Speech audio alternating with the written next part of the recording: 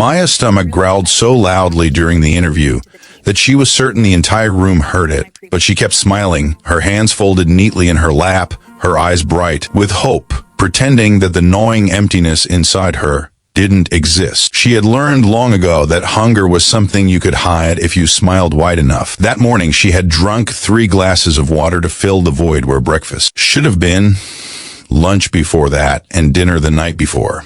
But none of that mattered now. Today was the day that could change everything. Today, she had to be perfect. The truth was, Maya hadn't eaten a proper meal in 4 days. The little money she had left after paying rent had gone toward printing her resume on decent paper, buying a cheap white blouse from the thrift store, and taking the bus across town to this office. She had stood in front of the mirror that morning, smoothing down her hair with water because she couldn't afford hairspray, pinching her cheeks to bring color to her pale face, and practicing her smile until it looked natural, confident, like someone who belonged in a place like this.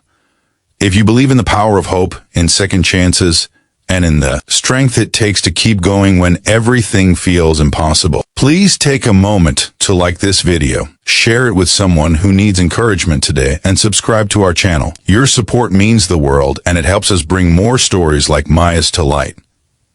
The interview had started well enough. Mrs. Patterson, the HR manager, was a woman in her 50s with kind eyes and a no-nonsense demeanor. She had asked Maya about her experience, her skills, her goals. Maya had answered each question carefully, drawing on every ounce of energy she had left, making sure her voice didn't shake, making sure her hands didn't tremble. She talked about her previous job at the bookstore that had closed down 6 months ago, about how she had taken online courses to improve her computer skills using the free Wi-Fi at the public library, about how badly she wanted this position as an administrative assistant. What she didn't mention was the eviction notice taped to her apartment door, the overdue electric bill, the fact that she had been choosing between food and rent for weeks now, and rent had won because sleeping on the street in winter was not an option. When her stomach growled again, Maya coughed to cover the sound, her cheeks burning with embarrassment. She saw something flicker in Mrs. Patterson's eyes. Was it pity?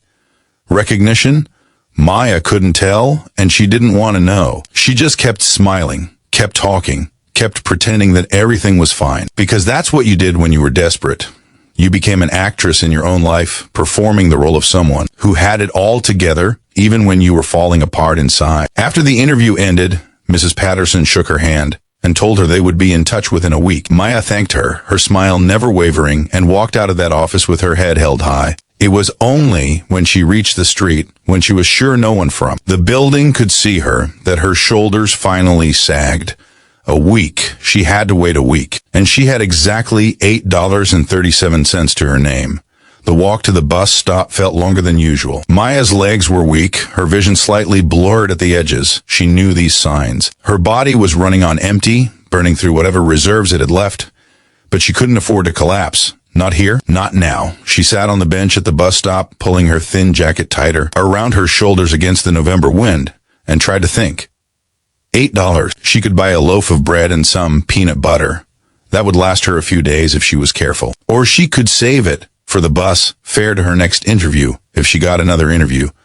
The math of poverty was always cruel, always forcing impossible choices. That's when she noticed the small cafe across the street. The warm light spilling from its windows looked like something from another world, a world where people sat comfortably with steaming cups of coffee and plates of food.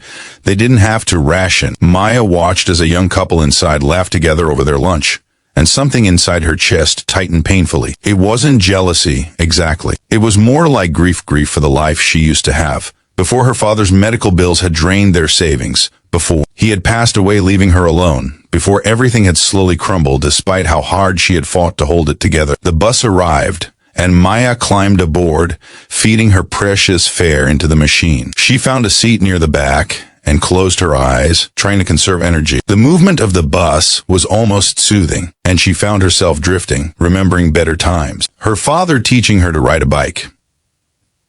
Her mother's laugh before cancer had taken her when Maya was 12. The scholarship to community college she had earned but couldn't finish because working 3 jobs to support her sick father had left no time for classes. All the doors that had closed, one by one, until this interview today had felt like the last door left. When Maya got home to her tiny studio apartment, the first thing she saw was the eviction notice. 3 days. She had 3 days to come up with 2 months' rent or she would be out on the street. The number seemed impossible, laughable even. She had been so focused on getting through today, on making a good impression, on hiding her hunger behind that smile, that she had almost convinced herself things would magically work out. But standing there in her cold apartment with its flickering light bulb and cracked window, reality crashed down on her with crushing weight. She didn't cry. She had learned that tears were a luxury she couldn't afford. They took energy. They made your eyes puffy and red, and you never knew when you might need to put on that smile again. Instead, she opened her laptop, the one possession she had refused to sell because it was her only connection to job listings, to the world beyond her crumbling circumstances, and she started searching again. More application, more interviews to prepare for, more chances to smile through the hunger. 3 days passed, then 4, then 5. Maya's $8 had been spent on bread and peanut butter, just as she had planned, and she rationed it so carefully that she allowed herself only 2 small meals a day. The dizziness got worse. Sometimes she had to sit down suddenly because the world would tilt sideways without warning. But still, she went to interviews. She smiled. She pretended. Because what else could she do? On the 6th day, her phone rang. Maya almost didn't answer it because she was lying on her mattress on the floor, too exhausted to move. But something made her reach for it. Hello, is this Maya Rodriguez? The voice was familiar, Mrs. Patterson. Maya sat up so quickly her head spun. Yes, this is she. Maya, I'm calling to offer you the position. We were very impressed with your interview, and we'd like you to start on Monday if you're available. For a moment, Maya couldn't speak. The relief was so overwhelming it felt physical, like something breaking open inside her chest. Yes, she finally managed. Yes, absolutely. Thank you so much. After they discussed the details, the salary, the benefits, the start date, Mrs. Patterson paused before hanging up. Maya, she said quietly, I want you to come by the office tomorrow to fill out some paperwork. And when you do, please join me for lunch, my treat.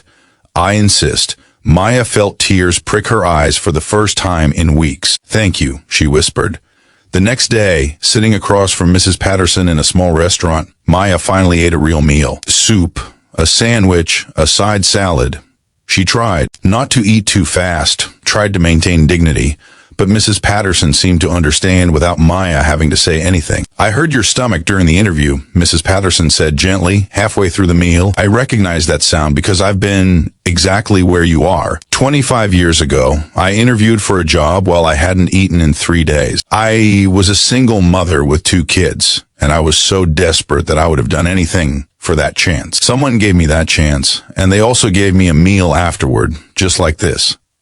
They told me to pay it forward when I could. Maya looked up, and for the first time in months, she let her carefully constructed mask slip. Tears rolled down her cheeks, and she didn't wipe them away.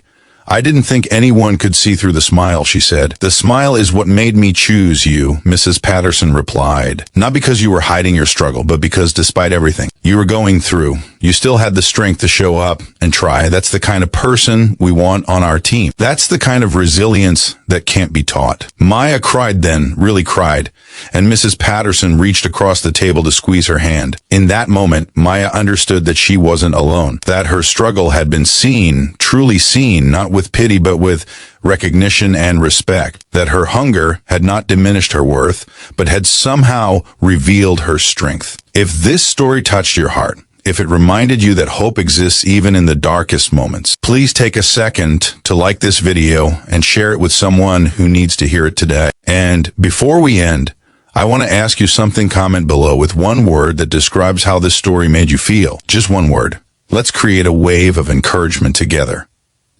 The job saved Maya's life in ways that went beyond just money. It gave her back her dignity, her hope, her belief that tomorrow could be better than today. She worked hard, saved carefully, and slowly rebuilt what had been broken. And years later, when she had become a manager herself, she made it a point to look beyond the polished resumes and practiced answers. She looked for the ones who were smiling through their own struggles, the ones who showed up despite everything, the ones who needed someone to see them. Because Maya never forgot that hunger. And she never forgot that sometimes the bravest thing a person can do is smile through the pain and keep trying. Sometimes that smile isn't hiding weakness. It's revealing a strength that most people will never have to find in themselves. And sometimes when you smile through your darkest moment, you're not just making a good first impression, you're making a promise to yourself that you refuse to give up, no matter what. That smile, that determination, that refusal to let circumstances define her worth, that was what saved Maya. Not the job, not the meal, but the unbreakable spirit that kept her going when everything else had fallen away.